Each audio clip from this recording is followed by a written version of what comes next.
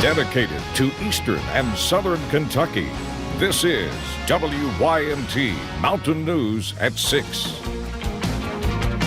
An unprecedented day in Clay County. For the first time in history, a sitting vice president visited Manchester. There, he addressed the nation and the state's opioid epidemic and announced millions in federal funding coming to the region. We begin our coverage with WYMT's Connor James.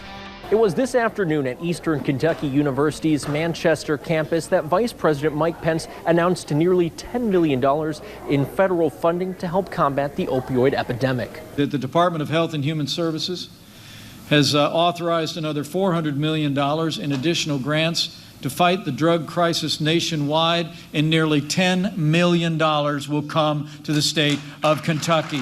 We are with you, Kentucky. Vice President Mike Pence spoke to a crowded room of nearly 400 people about their administration's work to decline the amount of opioids throughout the nation. I expect as I look out at this crowd today, there's no one in this room that doesn't know a family that's been impacted, particularly by opioid abuse. U.S. Secretary of Health and Human Services Alex Azar joined Vice President Pence. He mentioned a study launched by the National Institutes of Health that'll focus in on how to treat opioid abuse in the region. And one of the communities that will be a particular focus of this work is next door to here in Knox County. Pence also adding that their administration has reduced the amount of opioids prescribed by nearly 34% across the country.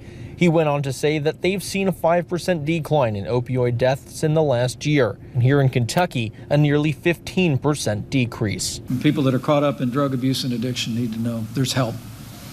There's help.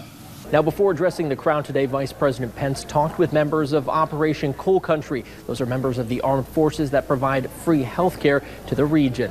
I'm in Clay County. Connor James, WYMT Mountain News.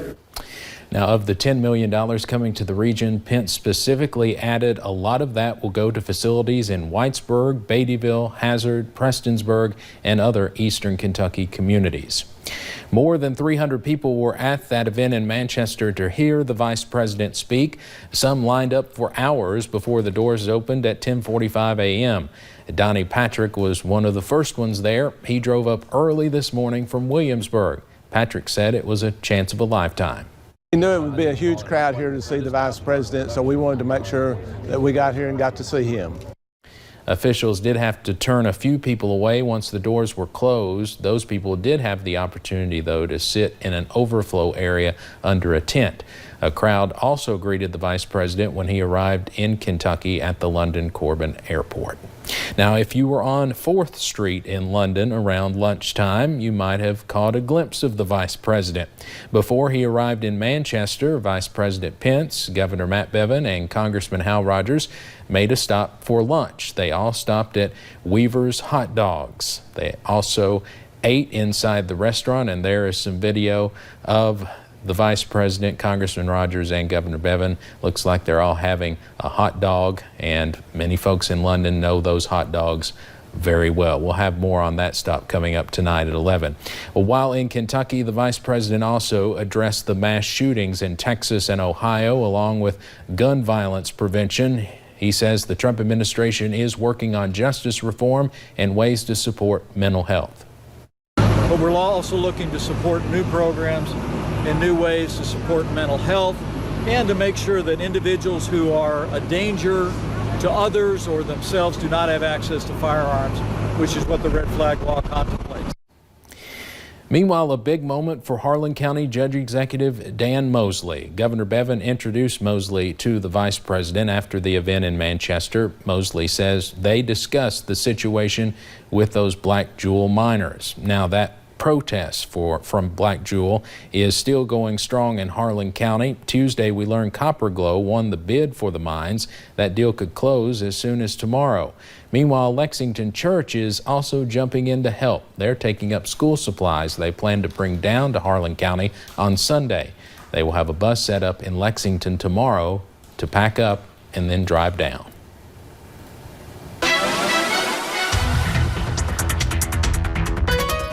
Well, Well, we've dealt with a few clouds here and there today, but that's really all we've had to deal with. It's been a very nice, quiet, sunny, and a little bit warm, but let's go ahead and check out a few of those cameras. Mostly sunny skies, looking up into Stonecrest, over into parts of Prestonsburg, and looking outside the front porch here at WYMT. Sunny skies, maybe a few clouds here and there, but overall it's just been a very nice day here in the mountains. You'll notice those clouds a little bit down into parts of the Cumberland Valley, so they have definitely remained a little bit on that cooler side. You'll notice that here, those low to mid 80s, while most of us are into about those mid to upper 80s. For looking up into parts of the Big Sandy, a little bit of a cooler spot in Wise at 79 degrees. Tonight we'll be dropping into about the upper 60s, partly cloudy skies, patchy dense fog also possible late tonight, early into tomorrow. And as we head into tomorrow, we're going to increase those rain chances just a little bit as a weak cold front moves through. But don't worry, high pressure sets up pretty quickly for the weekend, which is making for more sunny skies, and then is more rain on the way. We'll have a look at that full forecast coming up in just a few short minutes. All right, Paige, thank you. The Pineville Community Hospital stopped services last night, but now money has come through, and around 3 o'clock, the hospital opened back up. Today, we also learned the state's labor cabinet has opened an investigation. WYMT's Hannah Reynolds is in Pineville with the latest. The front doors to Pineville Community Hospital were closed on Thursday morning, leading employees to fear that they may never open again, prompting employees to take their things out just in case. I'm hoping I'll be carrying this back tomorrow. Yes, we're hopeful that something's going to happen today. I'm praying. But that hope came a little early thanks to officials working around the clock to get the doors back open. And less than 24 hours later, the hospital was open again. There's so much excitement right now for us to be able to move forward. There really is. CEO Kevin Couch says a lot of the problems the hospital is fighting is due to the lack of Centers for Medicare and Medicaid Services numbers. We are continuing to work with the OIG and with CMS, and we're looking forward to the Medicare numbers being restored. Couch says the city of Pineville is working with an investment group which allowed them to start up the hospital services once again. In Bell County, Hannah Reynolds, WYMT Mountain News.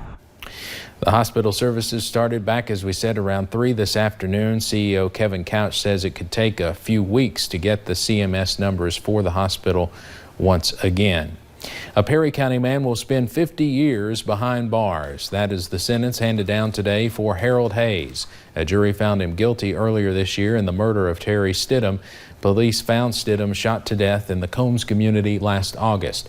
He must serve 85% of his sentence before being eligible for parole. In Knox County, police say they found a trucker with fake urine in his rig. Police arrested John Gillespie yesterday.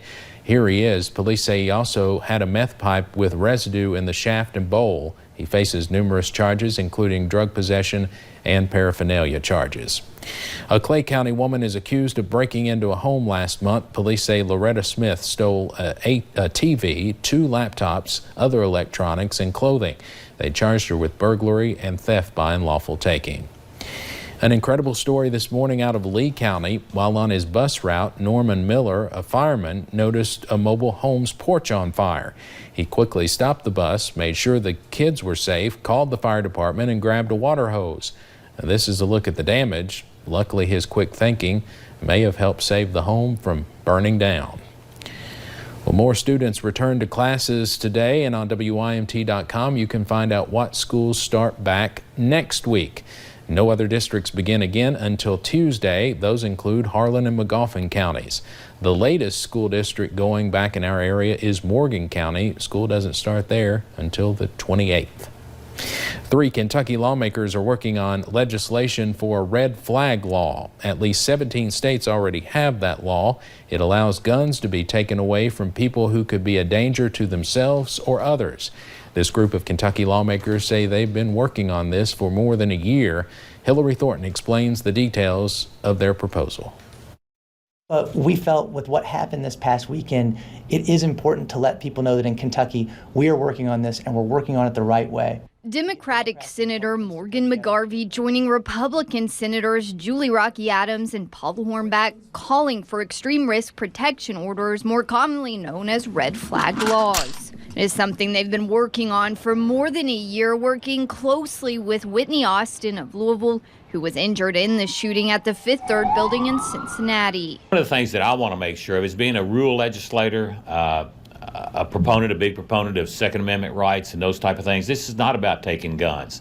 This is about protection for people because it's a strange new world we're in there out there now. The measure would allow law enforcement officials and possibly some others like close relatives and mental health professionals to file a petition asking a judge to take access to guns away from a person who they believe is a risk to themselves or others due to mental illness or violent tendencies. These types of laws have proven that they decrease suicides. And speaking with the senators here today was a representative from the Louisville Metro Police Department backing this effort. We respect everyone's right to bear arms. However, we feel like with everything that has gone on in the country, that something has to be done. One big question surrounding this is its chances if Governor Matt Bevin is reelected. I haven't tried to pin him down on where he's at on it. I don't look at this as gun control at all. I just don't look at this that way. I look at it as public safety. At the Capitol, Hillary Thornton, WKYT.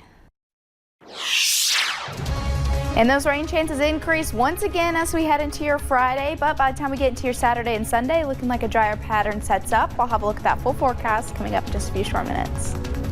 But first, we'll take you to the funeral for one of the oldest and longest serving mayors in the nation, Boonville's Charles Long.